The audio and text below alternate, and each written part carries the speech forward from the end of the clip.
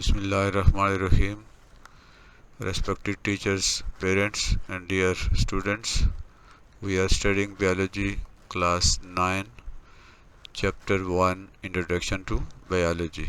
It is lesson number 4, that is divisions and branches of biology. And I am Dr. Muhammad Nasir Kiani. Welcome to my class. मोहतरम असातिज़ा वालिदैन और अज़ीज़ तलबा व तलबात अस्सलामु अलैकुम। हम बियोलॉजी जमात नहम का मुताला कर रहे हैं। एक सबक नंबर 1 है जिसका उन्वान है इंट्रोडक्शन टू बियोलॉजी यानी बियोलॉजी का तारुफ। इस चैप्टर में हम बियोलॉजी से मुतारिफ होते हैं। आज सबक नंबर 4 है। इससे पहले 3 सबक हो चुके हैं और आज का सबक है division and branches of biology. और मैं हूं डॉक्टर मोहम्मद नसीर कियानी और ये यूट्यूब चैनल तालीम मंजिल है। डिवीजन ऑफ बियोलॉजी, पहला सवाल ये है कि हम बियोलॉजी को डिवाइड क्यों करते हैं। Why the biology is divided into various sections, various divisions. Let's no. The knowledge of biology has increased tremendously. Biology का जो इल्म है वो बहुत ज़्यादा फैल गया है साइंस के इल्म की तरह। It has now been classified into 3 main divisions, that is zoology, botany and microbiology.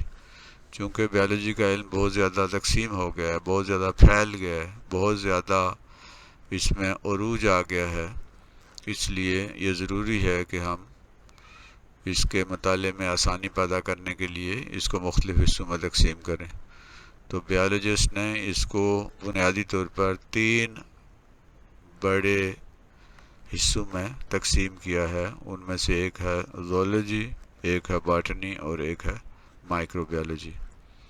इनके बारे में हम इन डिटेल बात करेंगे।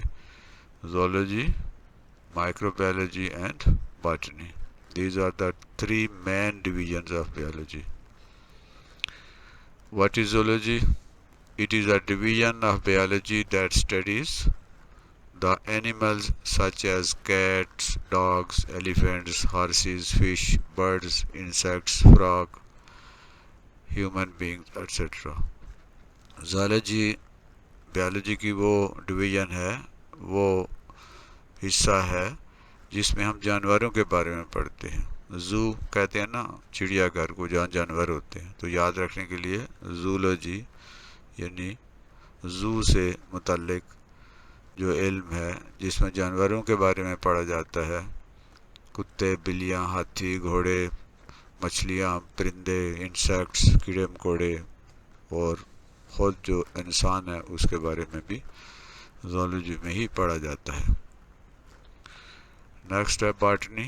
बॉटनी ऐसा मजमून है जिसका ताल्लुक पौधों से होता है।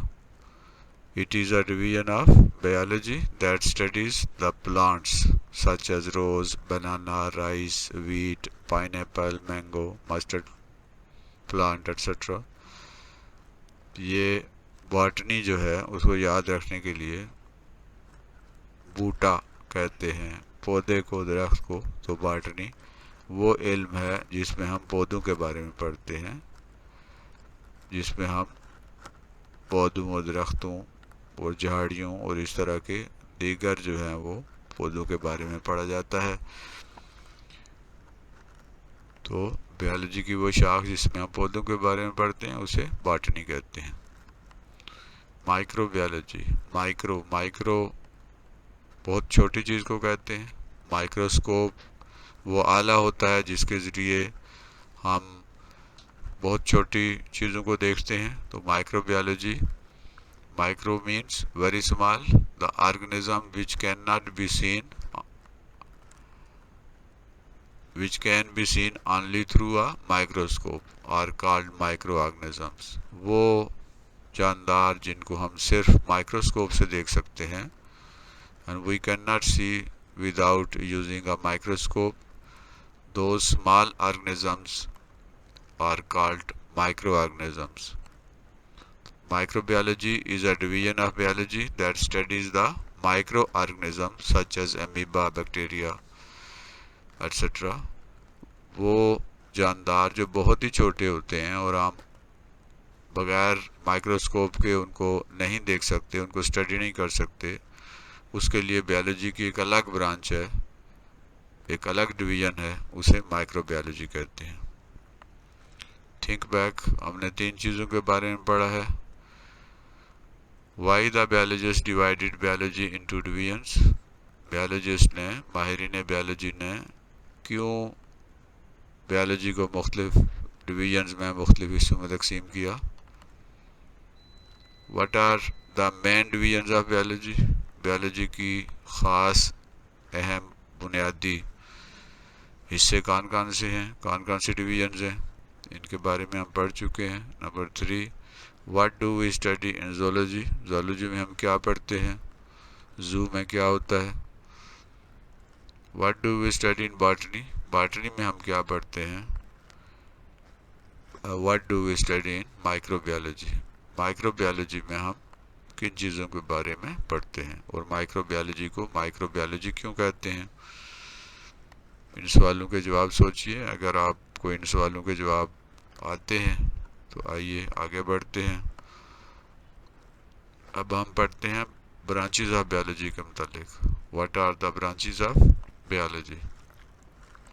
To study, understand, apply and create biological knowledge conveniently, scientist have divided biology into many branches. आसानी पैदा करने के लिए, ताकि हम बायोलॉजी के इल्म को समझ सकें, उसे इस्तेमाल कर सकें और फिर नया जो इल्म है उसे तख्लीक कर सकें, आसानी से साइंसदानों ने, बायोलॉजिस्ट ने बायोलॉजी को बहुत सारी शाखों में तकसीम किया है। यूँ तो बेशुमार शाखें हैं, लेकिन उनमें से कुछ शाखों के बारे में हम इस क्लास में मुतालिया करेंगे। तो आइए हम इनको देखते हैं कि वो कौन सी हैं। बायोलॉजी की जो डिवीजन जिनके बारे में हमने पढ़ा है वो ज़ूलॉजी, बॉटनी और microbiology. These are the divisions of biology and branches: morphology, anatomy, histology, cell biology, physiology, genetics, embryology, taxonomy, molecular biology, pharmacology, entomology, immunology, parasitology, sociobiology, environmental biology and paleontology. These are the main branches of the biology. At this level we will discuss all of them one by one. ये biology की शाखें हैं, इनमें से इस level पे हैं, यूँ और भी हैं बहुत सारी, लेकिन हम इस क्लास में हम इनके बारे में पढ़ेंगे और मुख्तसरन इनके बारे में अब हम बात करते हैं। Morphology, what is morphology? It is a branch of biology that deals with the study of form and structure of living organism. जिंदा चीज़ों के उनकी फॉर्म्स कैसी है, उनकी शक्लें कैसी हैं, उनका स्ट्रक्चर कैसा है, उनकी साख्त कैसी है, उनके बारे में हम स्टडी करते हैं। It is the study of the form and structure of living organism. जिंदा चीज़ों की शक्लें कैसी हैं, उनके फॉर्म्स कैसे हैं, उनका स्ट्रक्चर कैसा है, उनकी फिज़िक कैसी है, उनके बारे में हम इस ब्रांच में पढ़ते हैं। Anatomy, the study of internal structure of an organism is called anatomy. किसी ऑर्गेनिज्म के अंदरूनी साख्त का मुताला जब हम करते हैं, उसके अंदर जो अज्जा हैं वो क्या हैं, उनकी साख्त क्या है, किस तरह से वो बने हुए हैं, तो ये जो स्ट्रक्चर है, इंटरनल स्ट्रक्चर किसी भी जानदार का, उसे एनाटमी कहते हैं। नेक्स्ट है histology, the branch of biology that deals with the microscopic study of tissues is called histology. Tissues की माइक्रोस्कोप के ज़रिए स्टडी करने का जो इल्म है, जो ब्रांच है, उसे हिस्टोलॉजी कहते हैं। माइक्रोस्कोप के ज़रिए जब हम टिश्यूज़ का मुताला करते हैं, तो ये एक अलग से ब्रांच है बायोलॉजी, उसे हम हिस्टोलॉजी कहते हैं। नेक्स्ट है सेल बायोलॉजी। सेल के नाम से तो आप वाकिफ़ हैं ही। The study of the structures and functions of cells and cell organelles is called cell biology. यानी सेलों के स्ट्रक्चर के बारे में, सेलों के फंक्शन के बारे में और उनके अंदर जो ऑर्गेनल्स हैं, उनके जो हिस्से हैं, उनकी स्टडी को सेल बायोलॉजी कहते हैं। This branch also deals with the study of cell division. Cell कैसे तकसीम होते हैं, सेल डिवीजन का मुताला भी हम इसी ब्रांच में करते हैं। Physiology. This branch deals with the study of the function of different parts of living organism. मुख्तलिफ जो लिविंग ऑर्गेनिजम्स हैं, ज़िंदा चीज़ें हैं, उनके मुख्तलिफ हिस्सों के फंक्शन क्या हैं, क्या वो काम करते हैं। ख़ास तौर पर फिज़िकल उनका जो वर्क है, जो बॉडी है, हाथ क्या काम करते हैं, बाजू क्या करते हैं, दिमाग क्या काम करता है, टांगें क्या काम करती हैं। तो फंक्शंस के बारे में हम लिविंग ऑर्गेनिज्म के फंक्शन को स्टडी करते हैं, इसे हम फिजियोलॉजी कहते हैं। Genetics. The study of genes and their role in inheritance is called genetics. वालिदैन से औलाद की तरफ खुसूसियात मुंतकिल होती हैं। बिल्ली का बच्चा हम देखते हैं कि बिल्ली जैसा होता है, घोड़े का बच्चा जो है वो घोड़े जैसा होता है। तो ये क्यों होता है? आइंदा नस्ल में जो खुसूसियात वालिदैन की तरफ से मुंतकिल होती हैं, वो एक ख़ास जीन्स की वजह से होती हैं। तो वो इल्म जो इस विरासत को, इनहेरिटेंस को, इन करेक्टरिस्टिक्स को जो विरासत में मिलती हैं, जो जीन्स के ज़रिए वालिदैन से औलाद में मुंतकिल होती हैं, उस इल्म को जेनेटिक्स कहते हैं। Inheritance means the transmission of characters from one generation to the other. एक जनरेशन से, पहली जनरेशन से दूसरी जनरेशन में जो करेक्टरिस्टिक्स होती हैं, खुसूसियात होती हैं, उनके मुंतकिल होने के अमल को जेनेटिक्स कहते, इनहेरिटेंस कहते हैं। और इस इनहेरिटेंस की जो स्टडी है, दैट इज कॉल्ड जेनेटिक्स। यानी study of the genes, genetic characteristics is called genetics. Embryology. Embryo कहते हैं एक बहुत छोटा सा बच्चा, छोटा सा पौधा जो बीज के अंदर होता है, या बहुत छोटा सा बच्चा जो कि मदर के अंदर होता है, उसे एम्ब्रियो कहते हैं।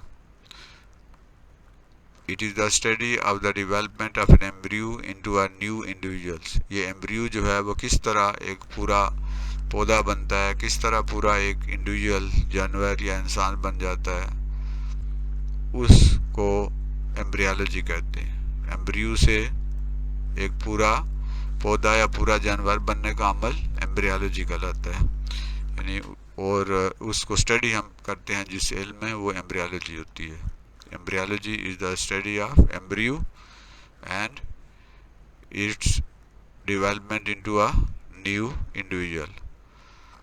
Taxonomy. It is the study of the naming and classification of organisms into groups and subgroups। चूँकि जानदार बेशुमार हैं, उसमें पौधे हैं, जानवर हैं, और बेशुमार ऐसे हैं जो कि पौधे और जानवरों के इस क्लासेस में नहीं आते। तो दुनिया में जितने भी जानदार हैं, उनको स्टडी करने के लिए जो टैक्सोनॉमी के माहिर हैं, उन्होंने उन्हें मुख्तलिफ ग्रुप्स में तकसीम किया है, मुख्तलिफ ग्रोहों में तकसीम किया है, उसकी मुख्तलिफ क्लासेस बनाई हैं, किंगडम बनाए हैं, फाइलम्स बनाए हैं।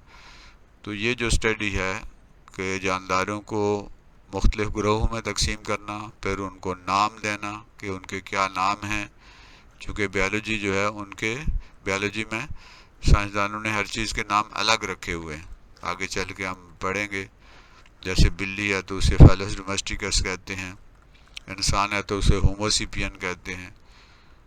तो ये जितने भी जानदार हैं, इनके अपने अपने नाम हैं। बायोलॉजी में साइंटिफिक नाम रखने का जो अमल है, वो इल्म है, और जानदारों को मुख्तलिफ ग्रोहों में और क्लासेस में तकसीम करने का जो इल्म है, उसे टैक्सोनॉमी कहते हैं।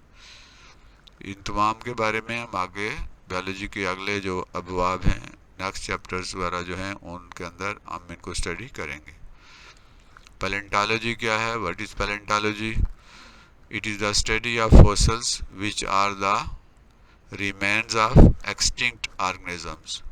वो ऑर्गेनिज्म जिनके बारे में ये ख्याल किया जाता है कि वो कभी इस ज़मीन के ऊपर रहते थे, जैसे कि डायनासोर हैं, उन फॉसिल्स उन चीज़ों को कहते हैं जो ज़मीन के अंदर से हमें मिलती हैं। जब खुदाई वगैरह करते हैं तो उसके अंदर से जो किसी जानदार का कोई ढांचा या उसका कोई निशान मिलता है, तो उसकी स्टडी का जो इल्म है वो पैलेंटोलॉजी कहलाता है।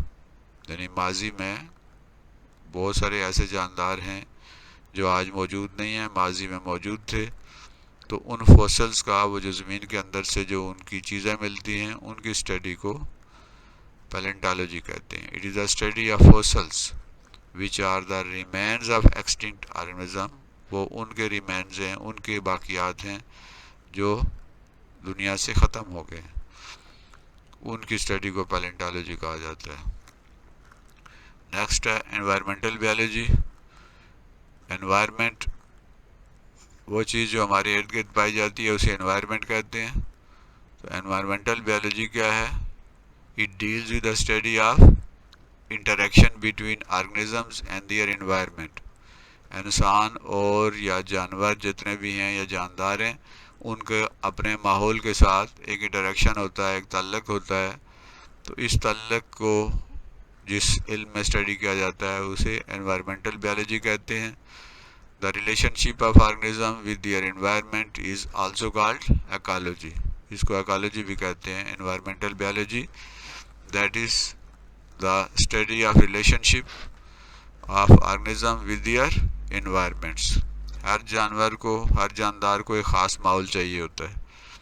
उस माहौल के साथ उसका ताल्लुक़ का जो मताले है, जिस इल्म में किया जाता है, उसे एनवायरमेंटल बायोलॉजी भी कहते हैं और इकोलॉजी भी कहते हैं। नेक्स्ट है सोशियो बायोलॉजी। सोशियो बायोलॉजी क्या है? This branch deals with the study of social behaviour of animals that make societies. ये जो एनिमल्स हैं, इंसानों की तरह ये भी सोशल होते हैं। ये भी एक दूसरे के साथ मिलते हैं, एक दूसरे के साथ रहते हैं, एक दूसरे की मदद करते हैं, एक दूसरे के साथ लड़ते भी हैं। तो उनका एक सोशल बिहेवियर होता है। जितने जानवर होते हैं इंक्लूडिंग द ह्यूमन बीइंग, उनका एक माशरती रवैया होता है। तो बायोलॉजी की जिस शाख में हम जानवरों के इस माशरती रवैये का मुताला करते हैं कि ये जानदार, ये जानवर कैसे रहते हैं, किस तरह आपस में जो है उनके ताल्लुकात होते हैं, तो ये जो स्टडी है that is called socio biology. Parasitology. Parasite कहते हैं उन जानदारों को या उन चीज़ों को जो अपनी खुराक दूसरी ज़िंदा चीज़ों से हासिल करते हैं, जैसे जुएँ हैं, खटमल है, पिस्सू हैं। ये वो जानवर हैं जो अपनी खुराक दूसरों से हासिल करते हैं, हमारे जिस्म से हासिल करते हैं या दूसरे जानवरों से हासिल करते हैं, उन्हें पैरासाइट कहते हैं।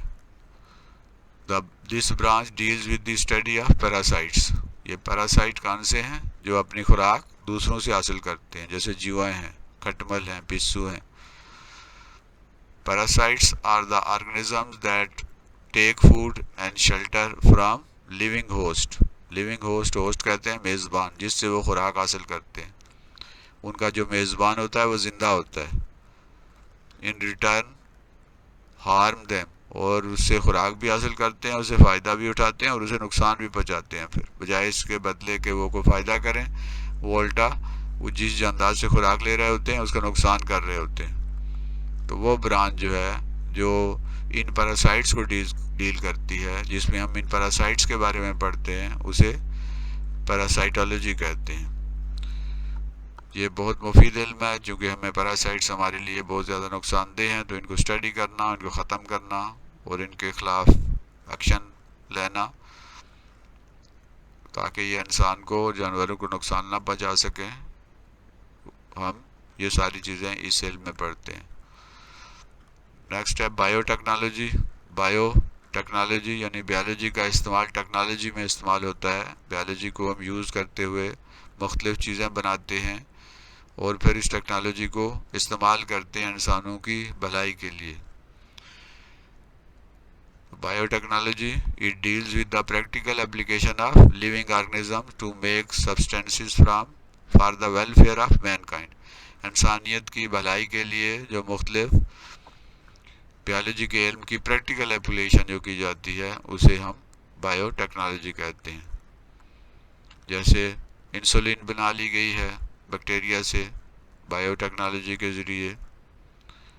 इसी तरह जो है वो मुख्तलिफ़ किस्म की अद्वियात बनाई जाती हैं, मुख्तलिफ़ किस्म के फल पौधे बनाए जाते हैं, मुख्तलिफ़ खसूसियात के हामिल जानवर तैयार कर लिए गए हैं। तो ये जो बायोलॉजी के इल्म को इंसानियत की भलाई के लिए इस्तेमाल करते हैं, इस इल्म को बायोटेक्नोलॉजी कहते हैं। नेक्स्ट है immunology. It is the study of immune system of animals. Immune कहते हैं दफ़ा को। जब हमारे जिस्म में किसी भी जानवर के जिस्म में कोई बैरूनी एजेंट जरासीम दाखिल होते हैं तो हमारे बॉडी जो है वो उसके अगेंस्ट एंटीबॉडीज़ बनाती है। वाइट सेल हमारे हैं जो हमारी डिफेंड हैं, जो हमारी फ़ौज है, जो हमारी पुलिस है, जो हमारे दुश्मनों के ख़िलाफ़ हमारी मदद करती है।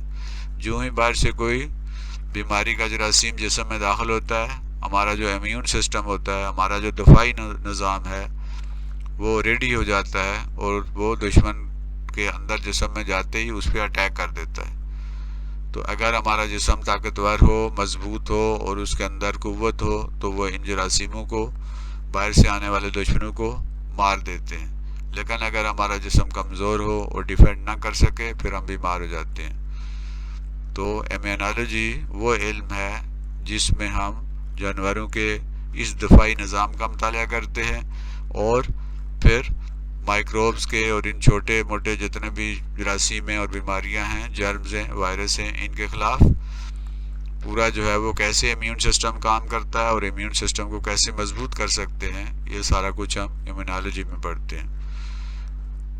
माइक्रोब्स कहते हैं वो ऑर्गेनिज्म जिनको हम सिर्फ माइक्रोस्कोप से देख सकते हैं। उसके बाद है entomology. It is the study of insects. Insects का मुताला करना कि इंसेक्ट क्या होते हैं, कीड़े मकोड़े किस तरह रहते हैं, उनकी ज़िंदगियाँ कैसे होती हैं। तो इंसेक्ट्स का मुताला दैट इज़ कॉल्ड एंटोमोलॉजी।